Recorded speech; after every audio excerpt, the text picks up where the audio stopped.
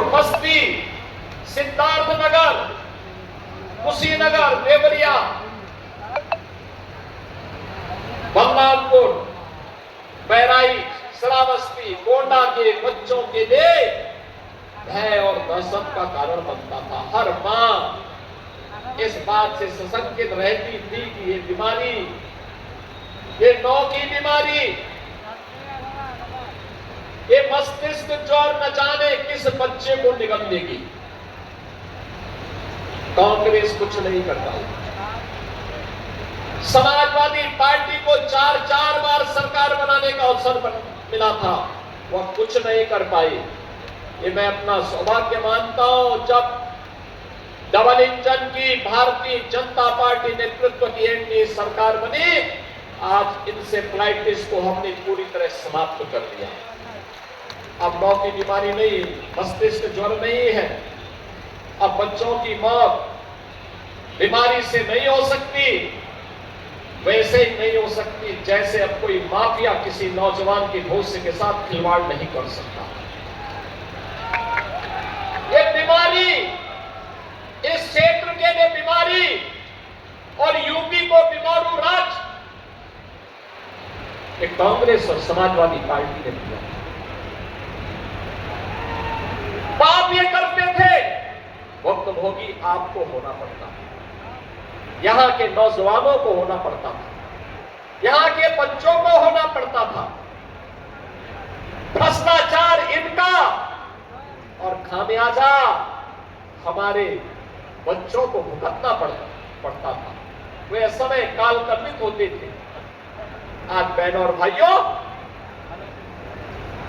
बीमारी को भी समाप्त किया और माफिया को भी समाप्त किया। माफिया मुक्त, कर्फ्यू मुक्त उत्तर प्रदेश। पर्व और त्योहार के पहले हमें कभी मैदावन में, कभी बखिरा में,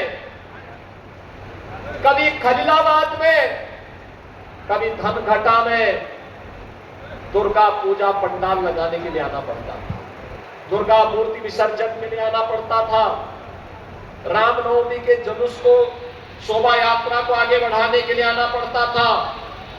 अब मैं कह सकता हूं, मैं लखनऊ से ही देख सकता हूं कि आपकी शोभा यात्रा और आपका मूर्ति का पंडाल सुरक्षित है।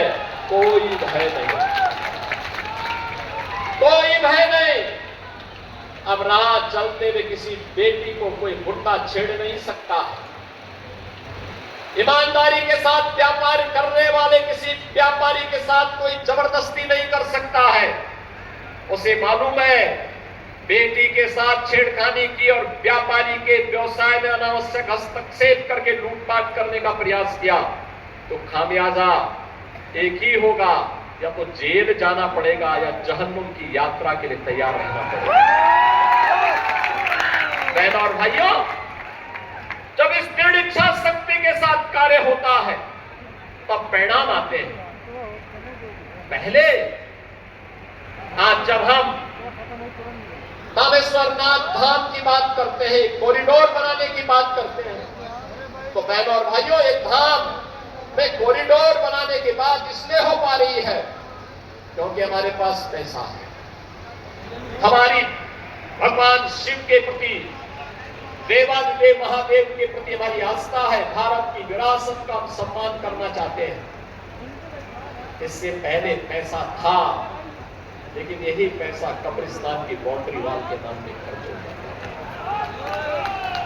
ये पैसा कहीं पे संत कबीर एकेडमी के लिए नहीं खर्च होता था। संत कबीर तो निर्गुण धारा के थे। उन्होंने जितना मुस्लिम कट्टरपंथ के खिलाफ कहा, उतना ही हिंदू कट्टरपंथ के खिलाफ भी कहा। लेकिन हिंदू ने उन्हें पूजा है और मुसलमान दूर से भी नहीं छोड़ना चाहता। यही अंतर है, यही अंतर है। आज संत कबीरदास जी के नाम पे एकेडमी बनती है, ऑडिटोरियम बनता है और साथ साथ बाबा कामेश्वर नाथ धाम के कॉरिडोर के निर्माण के लिए भी हम कार्य कर रहे हैं। मैंने तो कहा है कामेश्वर नाथ धाम के लिए जितने लोग वहां बसे हुए हैं, उनको हम मुआवजा देंगे, बसाने की व्यवस्था करेंगे, वे लोग सहयोग करेंगे तो आने वाले कई 100 वर्षों के लिए, आने वाली पीढ़ी के लिए उत्तम धाम का निर्माण हो जाएगा। पैसे की कमी नहीं, पैसा हम दे देंगे, वे सहयोग तो करें। बैजूनाथ धाम का मंदिर बीच में क्षतिग्रस्त हुआ था। हमने धर्मार्थ कार्य विभाग को कहा है जल्दी से उसका प्रस्ताव मंगाओ, वहां पे भी कोई कार्य होना चाहिए, बैजूनाथ धाम में भी होना चाहिए। बहनों और भाइयों, आपकी आस्था को सम्मान देने वाली सरकार होगी तो ही विकास करा पाएगी। जिनके मन में आपकी आस्था के प्रति सम्मान का भाव नहीं, वे विकास भी नहीं करा सकते।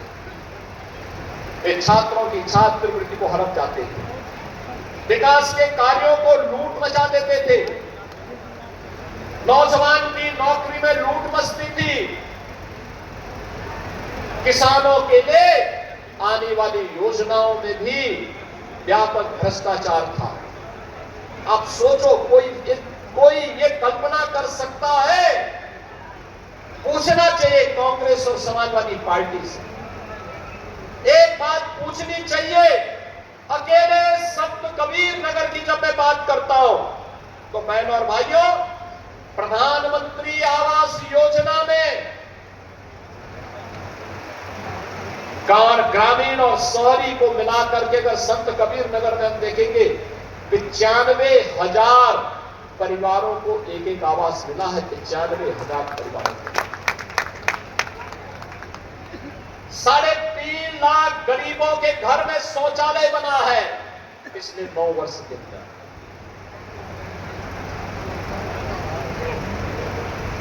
3 लाख से अधिक किसानों को प्रतिवर्ष 6,000 रुपए सालाना प्रधानमंत्री किसान सम्मान निधि का लाभ मिल रहा है।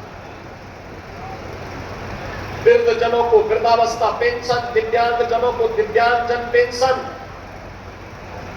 निराश्रित महिलाओं को निराश्रित महिला पेंशन का लाभ मिल रहा है।